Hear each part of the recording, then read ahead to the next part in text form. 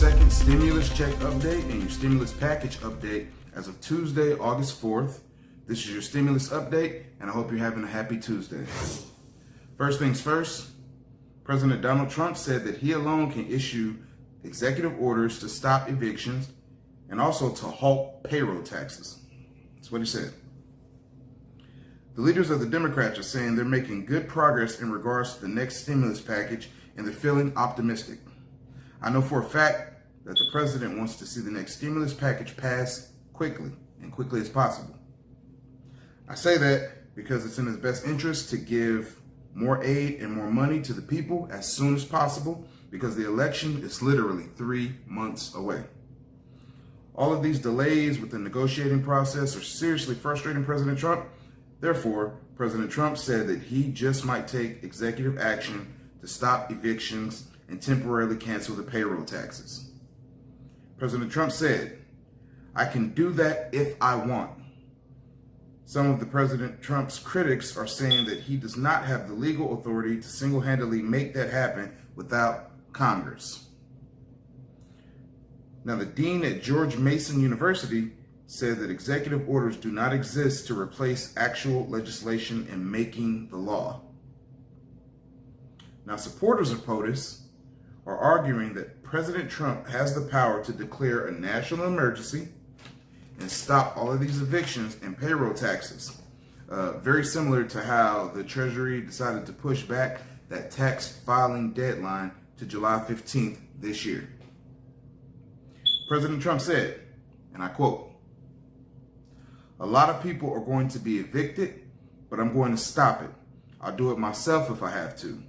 I have a lot of powers with respect to executive orders, and we're looking at that very seriously right now." Now, in regards to the second stimulus check, the extension of unemployment benefits, and this next stimulus package, leaders of the Democrats are reporting some progress. The Democrats and the White House, they held a 2-hour meeting just yesterday. Nancy Pelosi, leader of the Democrats, and the House of Representatives said that the 2-hour meeting was productive, but we still have our differences. Pelosi told the Democrats and the House of Representatives that there was the potential to strike a deal in the upcoming days. Chuck Schumer, who is the leader of the Democrats in the Senate, said, "We're making some progress on certain issues, and there is a desire to get something done as soon as we can." Schumer went on to say that there is a long list of things that are needed, and the good news is that our Republican colleagues agree with a few of them. The discussion is productive. Now, I do find it weird that the leader of the Republican Senate, Majority Leader Mitch McConnell, doesn't even attend these meetings. I just think that's kind of weird. As a matter of fact, the Republican leader Mitch McConnell has yet to sit down with the Democrats to discuss the coming stimulus package. The White House, which is Treasury Secretary Steven Mnuchin and Chief of Staff Mark Meadows, they're acting as the negotiating team between the two parties, the Republicans and the Democrats, of course. Therefore, to date, for this particular stimulus package, the Republicans and the Democrats haven't even had direct negotiations as of yet. Now, when some reporter called them out on this, the reporter asked Chuck Schumer, the leader of the Democrats, "Why aren't you two negotiating directly?" Schumer responded with, "Ask him. He's the Senate leader, but he's not in the room. It's hard to negotiate with someone who's not in the room." In my opinion, the two leaders are not getting along because of the policy disagreements that occurred all the way back in 2008 with the whole bank bailout situation. To summarize, the Democrats are negotiating with the White House to find where they share common ground and what items need a compromise. A lot of the Republicans and Mitch McConnell have been pretty quiet about the whole situation, but this is what they're up to. The Republicans in the Senate are going to try to pass an extension of unemployment benefits this week, but they already know what's up. It is ultimately going to fail because the Democrats will not support it. The Democrats are really pushing hard for that $600 a week unemployment extension benefit.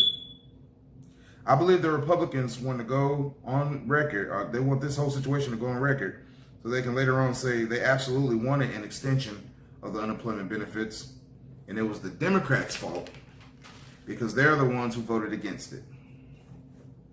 For those in the back of the classroom, this is called a political ploy or a political move. I'm not taking sides either way, y'all. I just want the viewers to understand that this is politics 101. I am personally saying that all the politicians are to blame for this childish back and forth. It's both of their fault. There's a lot of dysfunction within both of these parties, y'all.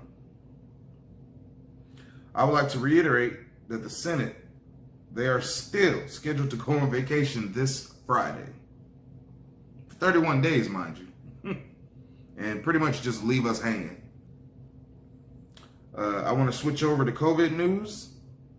The good news is that nationally, corona cases are declining, but in the Midwest region, cases have spiked.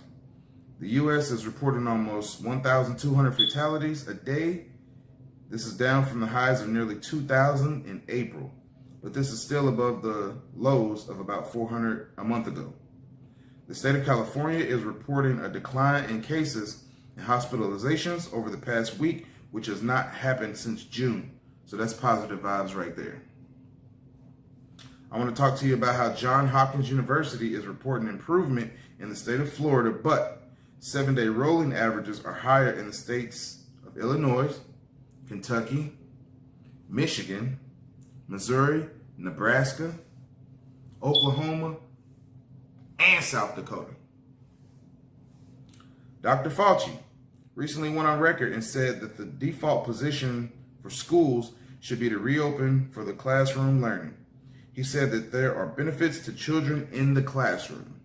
Dr. Fauci said that the U.S. still needs to improve. Now, everything about this situation is unprecedented, and everything about this situation is completely unorthodox. So we have to take an unorthodox approach as to how we can bounce back from this situation. So I invite you to subscribe to this channel. Give me a thumbs up because it really does help me within the YouTube algorithm. So please destroy that like button and drop your comments down below if you have anything to say in regards to this situation. This is your Tuesday news, and I appreciate you for watching my video. Thanks.